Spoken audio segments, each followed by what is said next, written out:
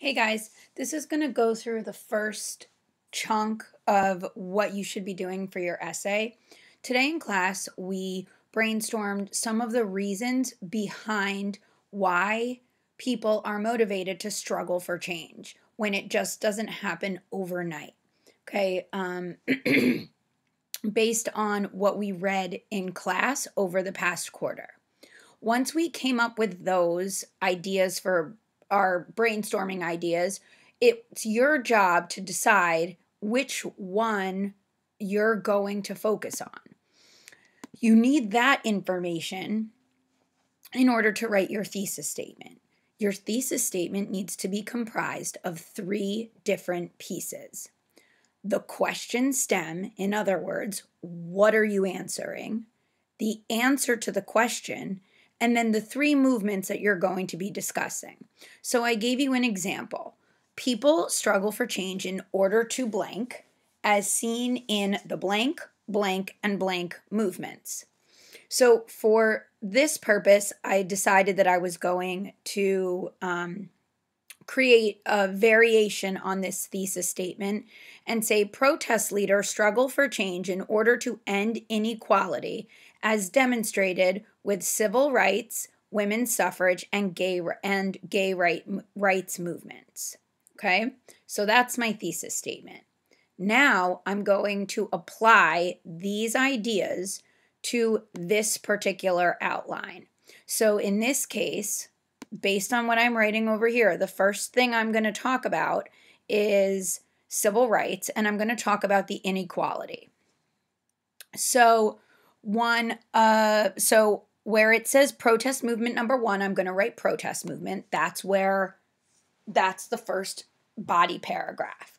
So my point number 1 is going to be what specific inequality do I want to talk about regarding civil rights?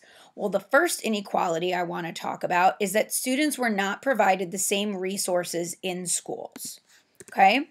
So now I'm going to go into the text and the reading that we've read throughout the quarter and find evidence to support this idea.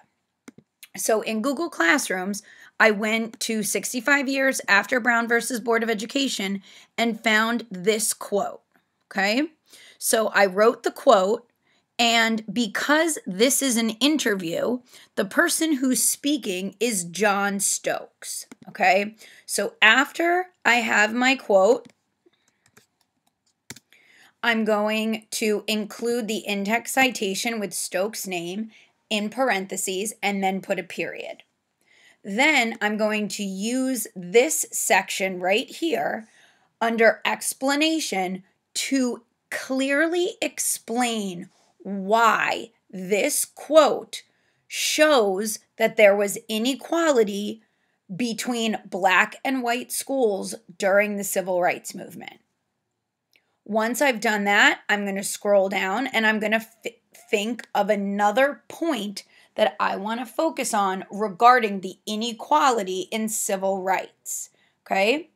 So then I'm going to think of a different one that is not relating to how they were not provided the same resources, okay? I'm going to go back into either the same text or another text, find another piece of information, make sure that I put it in quotation marks, put the author's name in the parentheses, and then explain how this information proves the inequality of my point.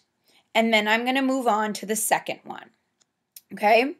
All of the texts can be found on Google Classrooms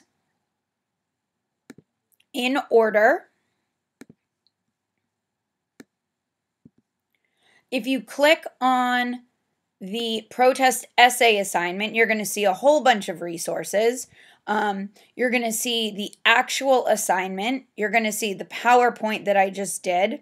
You're going to see the MLA formatting paper, the MLA citation, the works cited page, the outline that I just was typing on, But under the list of resources, if you click under here, you can see the list that I posted earlier in school where everything is organized on exactly where you can find all of the information by category. Okay, so if you're still stuck after watching this video, write down your questions so that you can ask me first thing tomorrow.